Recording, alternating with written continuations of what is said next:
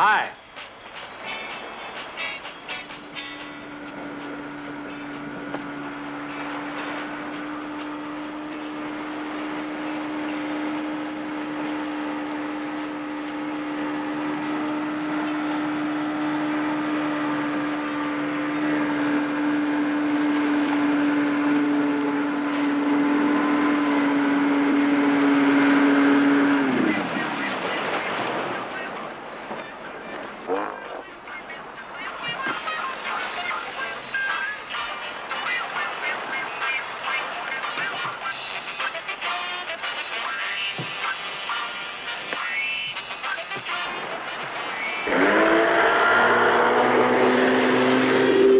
You forgot your radio.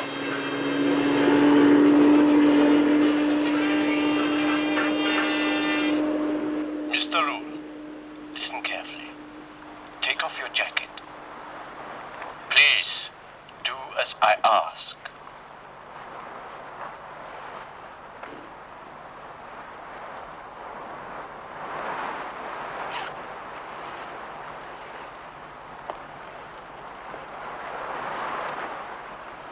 Thank you.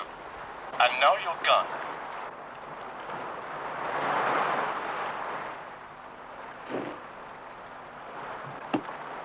Thank you. You are being watched. One wrong move and you're dead.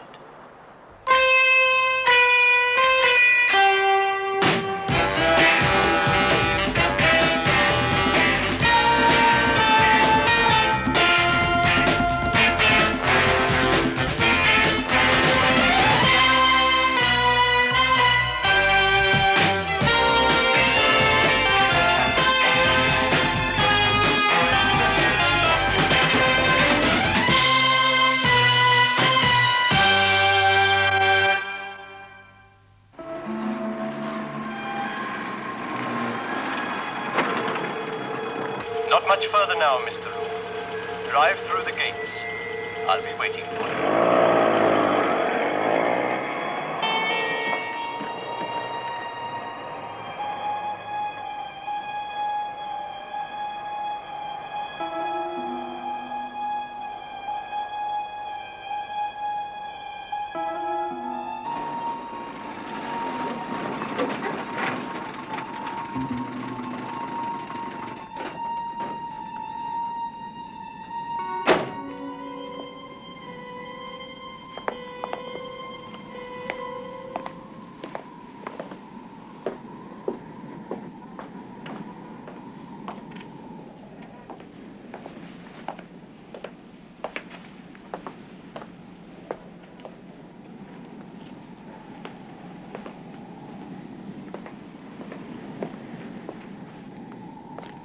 Mr. Rule. You going? That's right, Mr. Rule. I'm told you're looking to do big business. 2, 3 liters even. What's the matter? Haven't you got enough stock left? Yes, but arrangements have been made for a shipment to Malta. The Australian has a big American order on his books. I see. What type did you want, Mr. Rule? Top quality, naturally. Explain yourself, Mr. Rule. In our line of business, the term top quality has very little meaning, even as a joke. I guess not. Or could the problem be you don't know what you're supposed to be buying? All right. Signor, what is it you traded? What is it I'm supposed to be buying? Drugs? No. All right. I will tell you.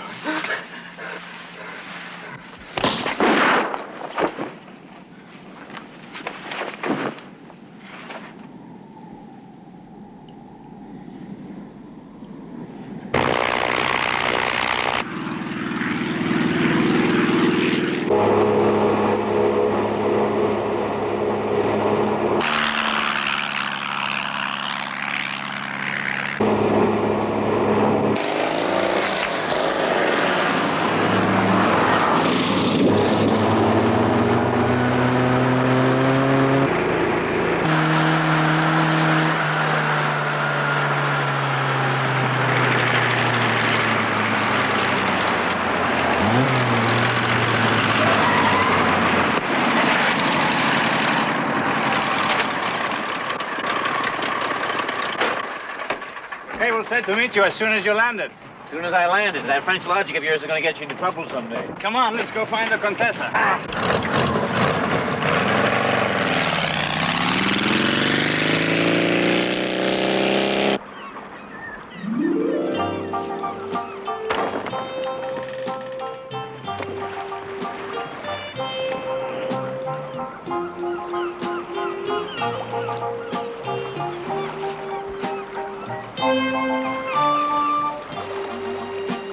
In our partner's varied career, was she ever on the stage? Why do you say that? Well, in the time I've known her, she's never failed to make a grand entrance.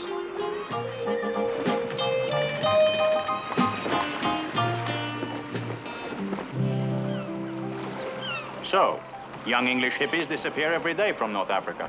By accident, overdose, or simply the plain urge to move on. What's so special about one more? Peter Hendricks wasn't just one more hippie, Paul. Between leaving England for the life of hash and hope in North Africa and the time of his death, he'd inherited a considerable fortune. His solicitors have retained us in order to find out exactly how he died and why. What about the coroner's report? Yeah, I read it. Seems straightforward enough. It was a car accident. Medical help arrived late. Victim bled to death. But you think his inheritance was involved? No, I don't think so. I don't think anybody knew about that, least of all Peter Hendricks himself. No, Paul, the rogue factor here is that there have been dozens of recent cases where hippies have been killed in road accidents in the same area of North Africa. And the tie-up is that they were all working for your ex-friend Goran? Yeah, it seems that way, involved in smuggling of some kind. They were all young, broke, looking for a few bucks. Yeah, that's a nice background for smuggling drugs. But you said that Goran indicated that it was something else. Yeah, there was an Australian involved, someone here in Malta. Do we have any luck in that direction? Got the names? Yes, too many, and none of them carry an Australian passport. Or have any Australian connection, I suppose. No, it's not quite as bleak as that. There's this one. Now, he was a British immigrant, and he stayed in Australia for 10 years before being deported on a smuggling charge. James Leroy Mallory. I would suggest that you zero in on James Leroy Mallory.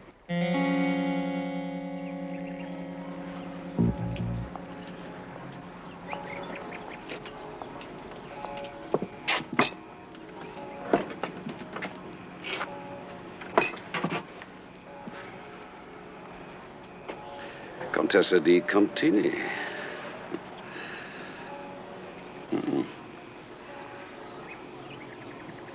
What time did she say she'd be here? She said she was on her way. Come buy some clothes.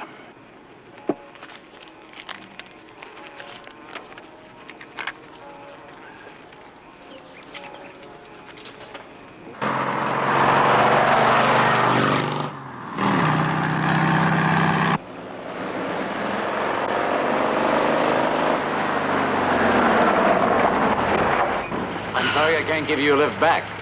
Aren't you? Devastated, Harry. Devastated.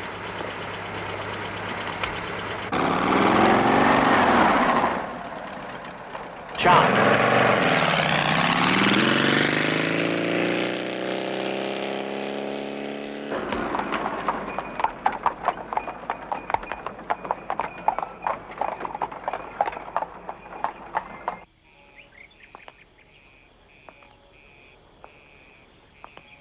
So you know all about the shipment from North Africa? It's an American order, isn't it? You are well informed. I want it, Mr. Mallory, the whole consignment. Contessa, any other time I'd be delighted. It's, good business. But this is a firm order from a good customer. And one who could turn nasty if I let him down. Well, that's your problem. I'm willing to pay. I'll top any offer from your American buyer. You tempt me. But I can't sell it to you.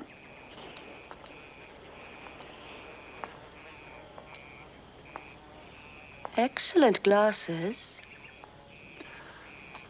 Waterford. I had them imported especially. Beautiful. But empty. Just a little lesson, Mr. Mallory. What I use, I abandon, and what I want, I take.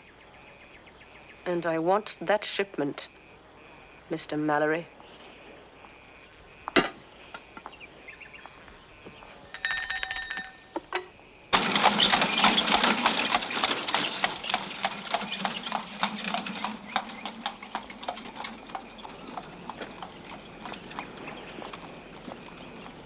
What did you find out?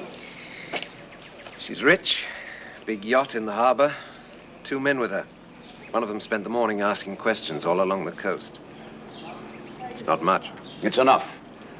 I want the 2 men handled immediately.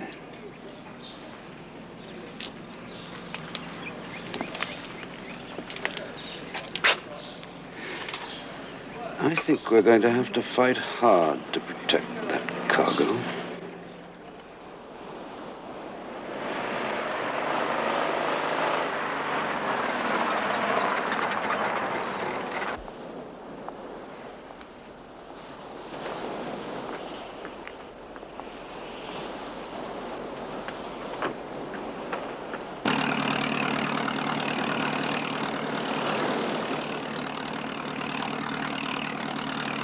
Pretty boat, huh?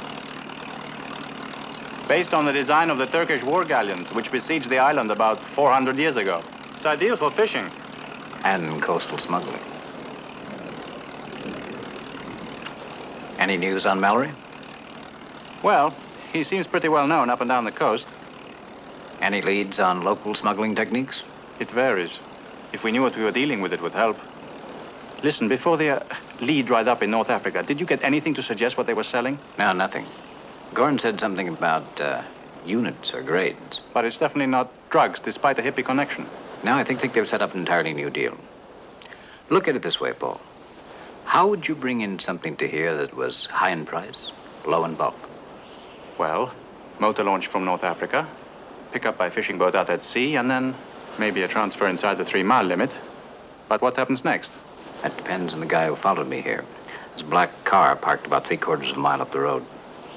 He's up in the rocks, on the headland now.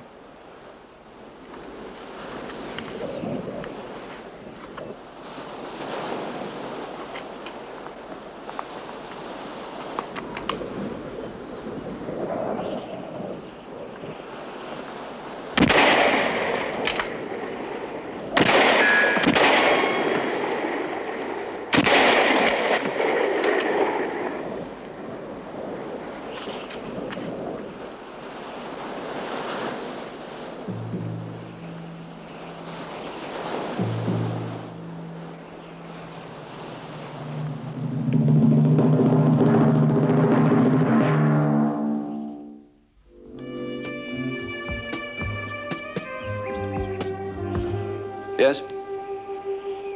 Both of them? You're quite sure you checked? Yes. They're dead. Excellent. All right, we go through with the pickup as arranged. You want me to see the fishermen? They've been standing by ever since I warned them about the shipment. Good. We'll get this batch safely delivered. Then we can deal with our arrogant Contessa. Caroline, things seem to be happening. I think the shipment's starting to move. Anything from your police contacts? No, they're at a loss to know what the merchandise might be.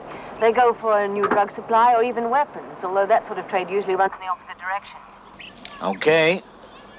I think I see my guide coming now.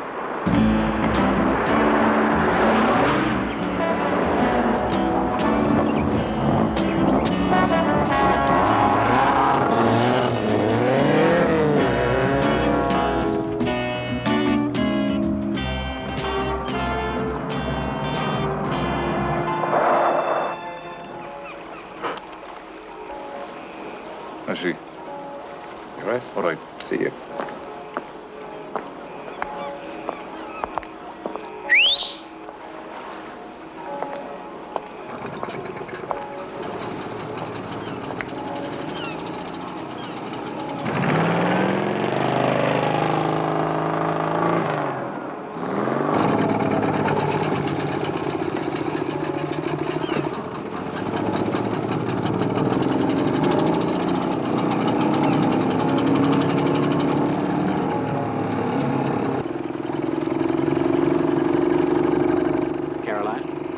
Alert Paul.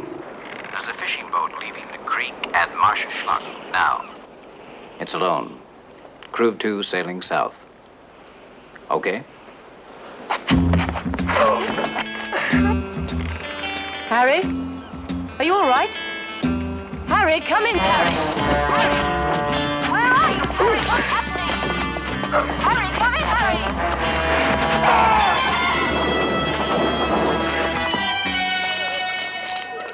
Harry, answer me! Where are you? Caroline? Harry, are you all right? Yeah, I guess so. Good.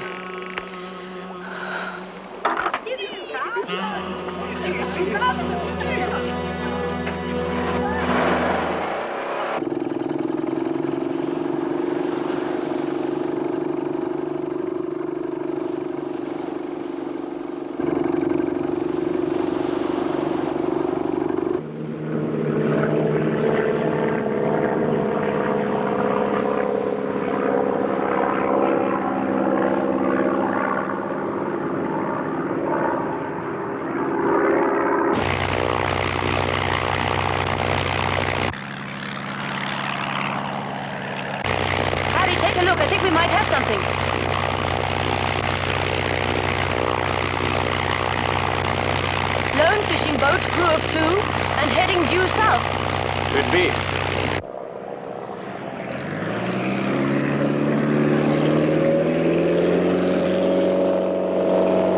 And that will be the ship they rendezvous with.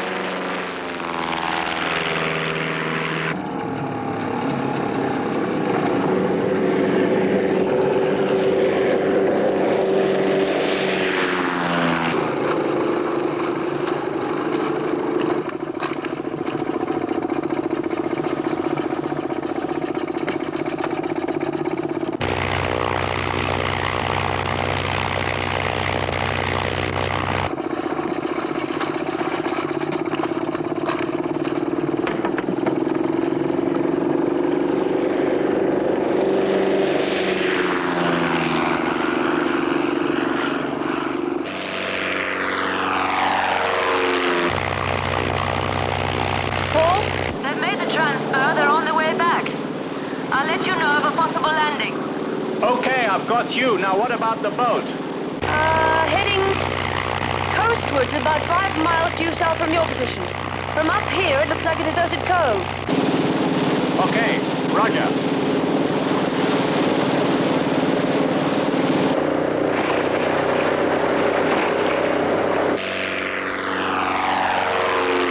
We'll have to make time, Harry, otherwise they'll have unloaded before Paul gets there. Okay. Let's panic them a little. Yeah.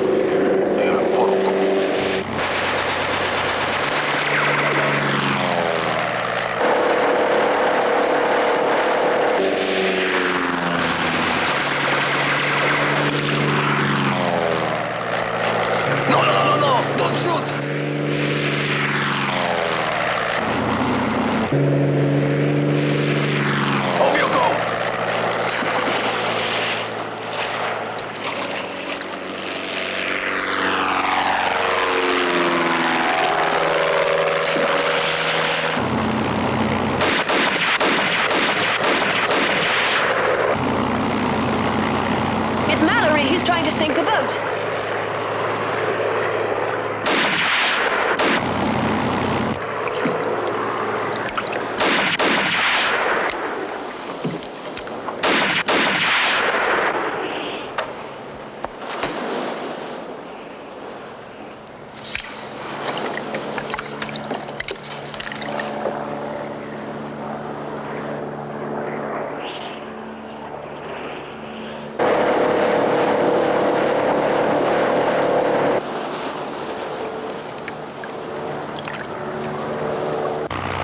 There it goes, all our evidence against Mallory. No, it doesn't. Harry, what are you doing? The stalling speed of this plane is 50 knots. Take her down to about 60 feet. I'll need time to break my forward speed before I hit the water. But you can't, not without a ship. It's the only way.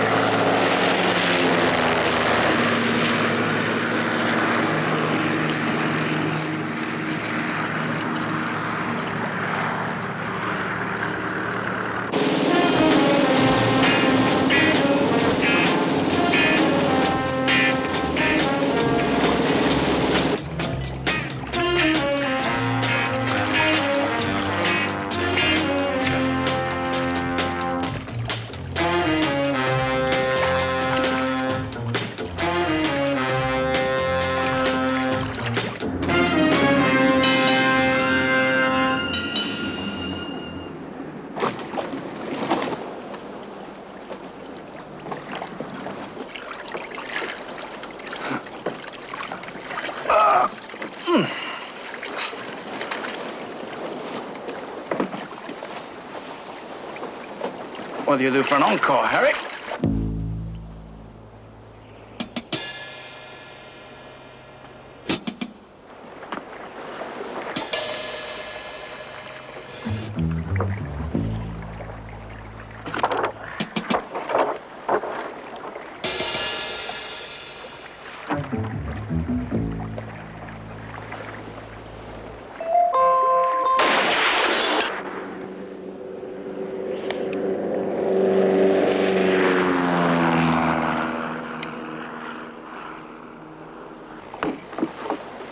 Caroline, have you located him? Yes, he's in the rocks. There's plenty of cover for you to work around behind him. Roger.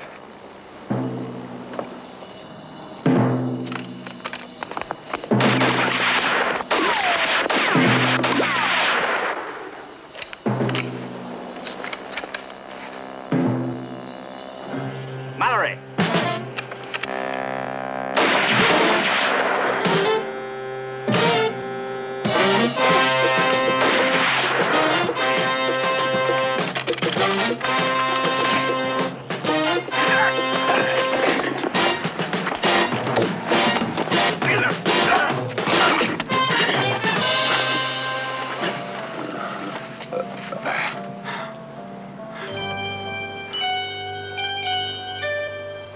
The shipment was 2 liters of blood plasma. Plasma? An operation this size to smuggle blood plasma? Must be something very special. It is. It contains the YTA antibody, a very rare protein. Worth? To a research center in America or, say, Scandinavia, $50 a milliliter. $50. Now, let me see it. 2 liters, that's... $100,000. So Peter Hendricks, or someone like him, sells a pint of his blood for a few dollars to one of Goran's connections. They find the rare antibody, locate the donor. And afterwards they fake a road accident. Whew. And the death certificate records the victim bled to death. The irony is, the antibody holds the key to the link between heredity and disease. Research that could eventually save thousands of lives. A matter of life or death.